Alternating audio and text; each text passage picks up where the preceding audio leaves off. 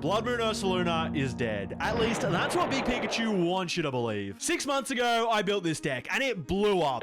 Everyone thought it was sick. So many people saw success, and honestly, I loved seeing it. But then we lost the single card that held everything together. Just like that, the deck's gone. You'd have to be insane to even try and bring it back to life. Good thing I am, because the bear is back, better than ever, and I'm gonna prove it. We're gonna be breaking down every card in the 60, sleeving it up, and then trying to win a tournament that has some actual prizing on the line. However, there's one problem. I already did this. 3-0, easy dub. But the overhead camera wasn't recording, and I'm not about to subject you to some single angle slop. So in contrast to what any sane YouTuber would do, I decided to go back next week and try to win again. Just so you guys can enjoy a real Tim Danklin level video. But first, let's break down the list. We've got 2 Blood Moon Ursaluna, the namesake of the deck. I would love to have more, but we've got to minimize those odds of opening up with this guy, since it's pretty much the worst thing that can happen. You absolutely need to be playing from hand to get full value out of that battle-hardened ability, preemptively powering up our primary attacker. And Mad Bite is one of the most broken attacks you can find on a one-prize Pokemon. 100 base damage and 30 more for every damage counter on your opponent's active, functionally costing only a single colorless energy. With just 3 counters on your opponent's active, that's effectively 220 total damage. Enough to one-shot almost every basic EX Pokemon. If we double that to 60 damage, we'll be swinging for an absolutely enormous 340 total, KOing basically anything you'll ever need to, and that's not even factoring in all the meta Pokemon with weakness to fighting. You only need 2 damage counters to take 3 prizes on Mega Kangaskhan, a single damage counter handles Pheasantipity, and thanks to its pathetic 170 HP and unfortunate weakness, you don't need any prior setup to one-shot Perfect Order's new most popular support Pokemon, Meowth EX. It does take a fair bit of enabling, but this single attack is 100% worth building an entire deck around. Since we've lost Calamitous Snowy Mountain to rotation, the new best way to generate damage is through our 3 copies of Risky Ruins. This adds 20 damage to all basic non-dark Pokemon as they hit the bench, and that's regardless of how they're played, so it still applies to things like Buddy Buddy Poffin. Crucially, this also affects our own Pokemon, so even if an opponent plays around it, we can still stack up damage on our side of the board and send it straight over thanks to those 3 Monkeydories and their respective dark energies. Adrenabrain is the most synergistic ability that a Blood Moon enthusiast could ask for. Plus, it acts as great counterplay against damage spreading strategies. And you know, Dragapult is by far the most popular deck right now. However, it doesn't stop there. We've got one other way to generate damage on our Pokemon, and sometimes our opponent's Pokemon, just depending on how lucky you are. 4 Team Rocket's Venture Bomb. This is quickly becoming one of my all-time favorite cards. And it's not just a meme. There are so many scenarios where regardless of the coin flip outcome, it is guaranteed to result in a game-ending play. Shout out to Monkeydory for that one. We do also have a couple attackers that can help to soften up targets before Blood Moon finishes them off. Ting Lu's Ground Crasher is a great option, spreading 30 damage to all our opponent's Pokemon, lining up some easy Mad Bite KOs. And occasionally, you can even straight up wipe your opponent's board of squishy basics if they happen to take that Risky Ruins damage, or you get lucky on a Venture Bomb flip. Alternatively, Solrock's 70 damage Cosmic Beam is an incredible number to set the stage for Ursaluna, leading to a grand total 380 damage that nothing without a Hero's Cape is surviving. Solrock is also an excellent early game attacker, capable of taking plenty of free prize cards on those 70 HP evolving basics. Plus, it perfectly pairs with Lunatone for an amazing draw engine that is so welcome in a combo deck already playing this many fighting energy. Speaking of consistency, we've got 55 Fighting Gong, 55 Pokepad, 55 Night Stretcher, 55 Lulu Determination. With these maxed out counts, you simply cannot brick. We've also got Pheasantipity and a single copy of Ultra Ball to find our only EX Pokemon, further ensuring that we'll always be able to draw enough cards to re-establish any attacker that gets knocked out. But that's not really a difficult task thanks to the brand new supporter, Tarragon, recycling any combination of 4 fighting Pokemon and basic fighting energy. This is exactly what the deck wants in a late game scenario, recovering Ursaluna and all 3 of the energy it needs. Alternatively, it can instantly rebuild a Solrock Lunatone draw engine, provide an energy to use it, and get you a whole extra card on top of that. Although, unfortunately, it is a supporter, so we've got a single copy of energy retrieval for those situations where you need an item instead. There's 2 copies of Boss's Orders, because pretty much every deck needs some gusting, and like I already mentioned, the new Meowth EX is running around everywhere, and targeting it down with Boss is such an easy way to close out the last 2 prizes of a game. But there is another card that's popping up in just about every deck right now. Unfair Stamp, by far the most popular A-Spec, and it can be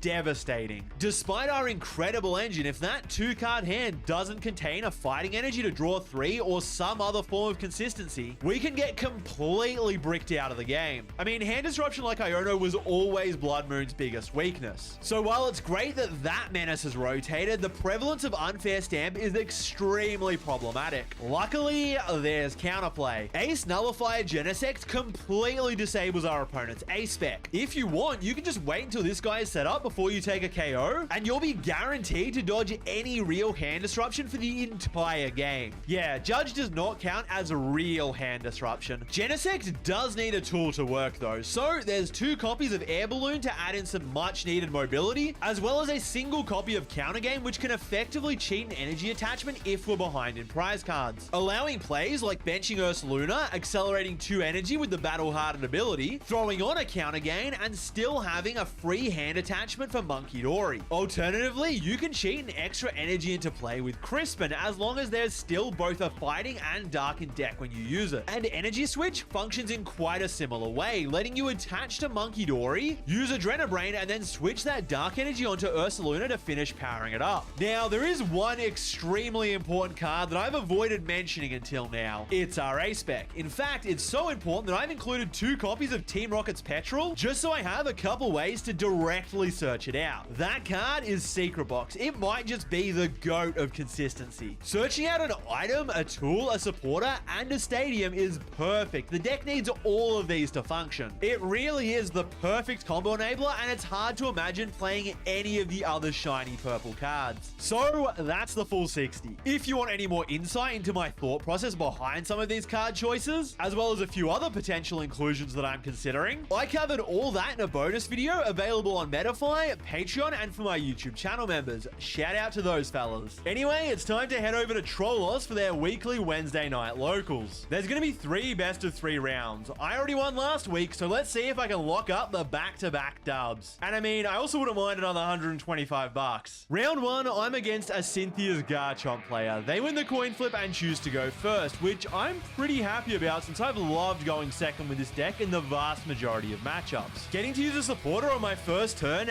and to hit for 70 with Cosmic Beam is so good. Unfortunately, that's not happening this time since I've opened up with Ting Lu and that 3 retreat cost is just too big to move. Although, I don't think I'm legally allowed to complain about anything since I've already drawn straight into Secret Box. I start by Pokepadding a Monkey Dory to hand so I can do a quick deck search, figure out what's prized, and then make a more informed decision of what to discard with my A-Spec. I opt to dump Lily's Determination and double Night Stretcher, which really hurts but is absolutely worth it for the early access to Risky Ruins, maximizing the damage counters on my side of the board. I'm able to bench double Monkey Dory, Solrock, and Lunatone, all with 20 damage on each of them for pretty much the optimal turn 1 board state. And that's all before I rip Lily's Determination for a fresh 8-card hand. After a Lunar Cycle for 3 more cards, I just attach Dark to Monkey Dory, bring it online, and begin Adrenabraining all that damage over to my opponent's Pokemon. They evolve into Gabite and then hit me with a Judge, taking that nice 9-card hand down to just 4. However, with Solrock and Lunatone sticking on the board, I'm not too worried about bricking. Petrol finds Fighting Gong so I can make use of Lunar Cycle to rebuild my hand, but since I don't draw into any other fighting energy, I am forced to burn that 3rd Night Stretcher in order to set up Ting Lu. Ending my turn by Adrenabraining 20 to the active and then using Ground Crasher to remove Battle Cage and spread 30 onto all his Pokemon. The response isn't anything all too fancy, as he just makes use of Champion's Call to further build a board, and then draws up to 6 with Corkscrew Drive. Luckily, without any Roserades in play or any other modifiers, that 100 damage is not enough to handle the beefy Ting Lewis. In fact, that 100 damage is actually going to be a great asset for Monkey Dory to play with. Once again, I Petrol for Fighting Gong to thin out the deck and build on my hand, then attach to a second Monkey Dory, moving a full 60 across to that benched Gabite, finishing off with Ground Crasher. Since there's no Stadium in play, it doesn't have any spread effect, but still does 30 to the active. At this point, both Garchomp and Gabite have sufficient damage on them. 80 is the magic number for Ursaluna to take the KO, with Mad Bite dealing 340. That's an effective 420 total damage, and more than even a Garchomp holding Cynthia's power weight can handle. He petrels for a Forest of Vitality, instantly spawning in a Roserade, and then finishes off Ting Lu with a second Corkscrew Drive. A couple more Adrenabrains begin softening up another Gabite, and although I do need to energy switch a Dark off Munkidori to get there, I am finally able to get the deck's namesake involved with a massive Mad Bite to take 2 prizes on the active Garchomp. Unfortunately, since I can't find a way to bump the Stadium, he's able to easily evolve up a second Roserade, buffing Corkscrew Drive's damage to 160, which is now going to one-shot anything in my deck. Even my 150 HP Ursaluna, which he immediately deletes using that second Garchomp, evening up prizes at 4-4. At this point, my resources are getting pretty thin, and I'm kind of having regrets about binning those night stretches at the start of the game. It doesn't feel great, but I don't really have any choice outside of Lunar Cycling for 3 more cards, even if it does cost me another fighting energy. This allows me to find Ultra Ball for Pheasantipity and another 3 cards. I don't really mind benching the 2 prize liability, since even with Boss's Orders, he'll still need at least 3 attacks to close out this game. Flip the Script gets me to Tarragon, which is pretty much the perfect late game closer in this position, providing everything I need for a second Blood Moon Ursaluna. Given his board setup, I can be sure that this bear won't be surviving until next turn. So it's important that I Munkidori the 20 damage somewhere, because otherwise it's just going to go to waste. I choose to chuck it over to Spirit Tomb, opening up the possibility of cheating a prize later in the game, but I'm still not sure if this is 100% correct, because I doubt it would ever matter in the prize race. Anyway, at least my decision of what attack to use is easy. Blood Moon Ursaluna for a 460 total damage Mad Bite, taking me down to my final 2 prize cards. Although that is most of my resources in the bin, and it is an incredibly easy response on his side with a 3rd massive Garchomp. But I've got an easy line to close out those final 2 prize cards. After Flip the Script, my hand's got a Fighting Energy, Fighting Gong, Dark Energy, and a Blood Moon Ursaluna. After a final 20 damage Adrenabrain, Garchomp will be set up for a KO since it doesn't have a power weight, and I only need 6 damage counters on it. I play down Fighting Gong, and actually there's no more energy left in my deck. Luckily, there is still a Night Stretcher and an Energy Retrieval, so I've got exactly enough gas left to close out this one as long as I can find the pieces. It doesn't feel great, but I discard my final Fighting Energy for Lunar Cycle, since I will just win on the spot if I hit Energy Retrieval here. But of course, it wouldn't be interesting if I didn't whiff. So on to plan B. I attach a Dark Energy to my second Munkidori and just boss up Roserade. This will make it more difficult for them to get an attack off with the 1 prize Spirit Tomb, since they need to attach an energy onto it as well as retreat Roserade, which will most likely also cost an energy. On top of this, I burn all my Venture Bombs just in case I get judged, because at this point, as long as I have my final boss's orders, I don't really need the extra damage anymore. This should be enough to buy me a turn, but I make the crucial mistake of retreating into Soul Rock. I think I just did this because I valued saving the air balloon on Lunatone, but this late into the game, it really doesn't matter. And now if they just pass, I'm going to need to find a way to get Soul Rock out of the active. With the combination of Night Stretcher, Energy Retrieval, and Energy Switch, I do have exactly enough resources to eventually retreat and attack with Ursaluna. So it's not like I'm going to deck out, but it doesn't feel great, and I absolutely should have just left Lunatone in the active. He recognizes this key weakness and attaches to Roserade, evolving another Garchomp, and then just passes the turn. Knowing that attacking with that damaged Garchomp is a guaranteed way to lose the game, and he'll need to wait another turn to attack with something healthier. I still can't find the Energy Retrieval, although if I hadn't promoted Soul Rock, I'd be able to just Night Stretcher for fighting, Lunar Cycle into it, and win the game. But instead, I'm stuck in a position where all I can do is Munkidori 20 damage onto Garchomp, seeing as it now has a power weight to boost its HP. He is finally able to get a punch in with that healthy Garchomp, bossing up my Lunatone, removing any damage from my side of the board, and evening us up at 2-2 in prizes. But with Pheasantipity EX on my bench, that means I've only got a single turn to finish this game. I flip the script to draw my final card, and there it is. That Energy Retrieval I've been waiting for this entire time. Just hanging out at the very bottom of my deck. That's 3 energy. There's Ursaluna. There's Boss's Orders. That's the game. This is absolutely a solid matchup for Ursaluna, but I made it way harder than it needed to be by playing so aggressively with my resources in the early game. Luckily, I clutched up towards the end. Let's hope game 2 is a little bit easier. Once again, my opponent chooses to go first, but they've only got a single basic, and I've got Solrock in the active. Lunatone, Fighting Energy, that's the game. My opponent may have only had 1 basic, but you can get 3, 6, or 9 at a time with Into the AM's basic T-packs. I've been wearing these almost every day, and love that the neutral colors kind of just work with everything, so I don't need to stress about my outfit. Whether I'm editing at home, grabbing a coffee, or just having a chill night out, you really can't miss with these ultra soft staples. Head over to intotheam.com/Danklin and pick up some of these basics for yourself. Otherwise, you might just get donked. Anyway, after the incredible highs and lows of that last round, let's see if I can keep up the dubs. I win the coin flip and choose to go second, but am forced to open with Tinglu again.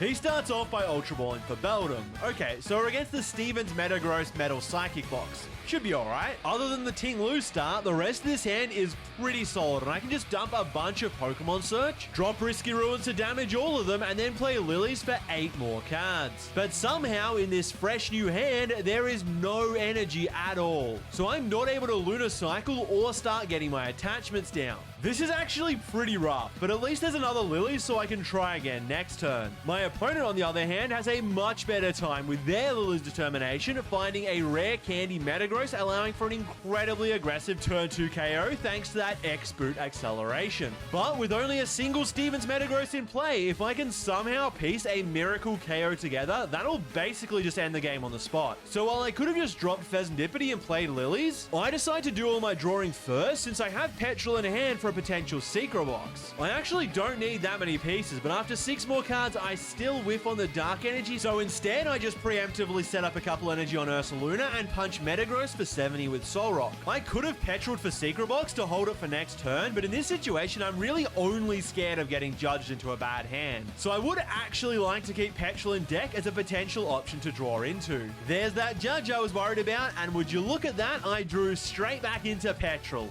Told you so. Following this, he chooses to power up Mega Skarmory in order to snipe my benched Ursaluna. Sure, this is going to put some pressure on my resources, but just look at that board state. Only a single energy left in play and only 1 Metagross to accelerate anymore. I cannot wait to punish this. After Pheasantipity's flipped the script, I've got everything I need. Night Stretcher for Ursaluna, Energy Retrieval for a couple Fighting Energy, a Dark Energy to finish powering it up, and Boss's Orders to KO that benched Metagross. I did rip a pretty insane draw off that judge, but even still, he was completely bench locked out of playing any more Beldum, so really, this was just an inevitability. He is able to bench a new Beldum, but thanks to Risky Ruins, it's already coming into play with 20 damage on it. From here, all he can do is grab a supporter with Piplup's first attack and hope that the Beldum sticks. But if you can see those 2 Rockets Venture Bomb in my hand, you already know that's not happening. I start off by flipping for both of them, and even though it's a couple of tails, the great thing about this deck is how that really doesn't matter. With 60 damage on my Ursaluna, I rip Secret Box for Crispin and Energy Switch, allowing it to pull off a double Adrenabrain play, KOing Beldum and Piplup, going down to just 2 prizes while leaving my opponent without any way to attack on the following turn. Out of pure desperation, he benches Clefairy and attaches to it, using Badoo's Itchy Pollen to try and stall me. I can't immediately win this turn, since if I KO Badoo with Adrenabrain, he'll just promote something that I can't one-shot with Ursaluna. But that's fine, his play is extremely telegraphed, and the only possible attacker is Clefairy. Anticipating this, I just move 30 damage over to it and pass, refusing to open up his bench space by removing Badoo. He does get the second energy on Clefairy to KO my Ursaluna, but Tarragon in hand means I have the instant response to win game 1. This time I have to go first, but at least I'm able to immediately get Solrock and Lunatone online. I draw a few cards with Lunar Cycle, attach to Solrock, and then Night Stretcher of Fighting Energy back to hand to guarantee a bit of draw in case I get Badooed. He bins his entire hand with Ultra Balls for Beldum and Badoo, then rips Lilies for 8, straight into Precious Trolley. With his bench fully set up and a turn 1 Itchy Pollen, things are not looking great for me. However, after I draw another 3 cards, I'm at least able to find a Boss's Orders to take out the Beldum with energy, forcing him to bench another one if he doesn't want to end up in the same situation as last game. He is able to dodge that bullet by Night Stretchering for Beldum while also rare candying out a Metagross for a huge turn 2 Metal Stomp, knocking out my Solrock and leaving me with a board of only Lunatone. But I couldn't dream up a better top deck. Coming in clutch, there's my A-Spec Secret Box. However, contrary to your initial instincts, I don't think it's time to play it just yet. I decided to take it slow, using Tarragon to grab back some resources and then drawing a few more cards with Lunar Cycle. After benching a couple Monkey Dories under Risky Ruins, I simply swing for 70 with Cosmic Beam, setting up for a Mad Bite to finish Metagross next turn. A second rare candy on his side does mean that I'm never going to be able to run him out of energy acceleration like I did last game, and a double X-Boot easily gets the second attacker online as he knocks out my Solrock again. But now it's time to cook up a big play, and guess what? I don't even need that Secret Box. I drop Ursaluna with a counter gain and attach Dark to Monkey Dory, so now both are ready to go. I also rip Venture Bomb just to get a little more damage in play, hitting heads and chucking it on the benched Metagross to soften it up. Lily's Determination nets me 6 new cards, but I don't really need to see anything more on this turn. Sure, Fez is nice for 3 more cards and a bit of insurance against Judge, but I didn't actually need it. Adrenabrain ticks another 20 damage onto that benched Metagross, and I finish off the active to take back the prize lead at 3-4. My opponent recycles some energy to begin building a follow-up attacker as he goes in to take the KO with that second Metagross. Flip the script, Pokepad for Solrock, Petrol for energy retrieval, Night Stretcher for Ursaluna, 3 energy, GG, easy game. Whoops, I got a little bit too excited there and thought that I only had 2 prizes left. I'm pretty sure I missed game, but it really doesn't matter at this point. I've only got 1 prize left. That Badoo has 10 HP remaining, and he's got absolutely no way to take all 3 remaining prizes in a single turn. He plays down Judge and takes 1 last KO for fun, but no matter what he does, that Badoo's not going anywhere, and I can just Adrenabrain the last 10 damage onto it to finish off the set. Alright, so now we're 4-0 in games with only 1 more round left in the night. If you want to see me take this sick rogue deck on a run to back-to-back tournament wins, then you'd better subscribe, because I got a whole bunch of this quality content cooking.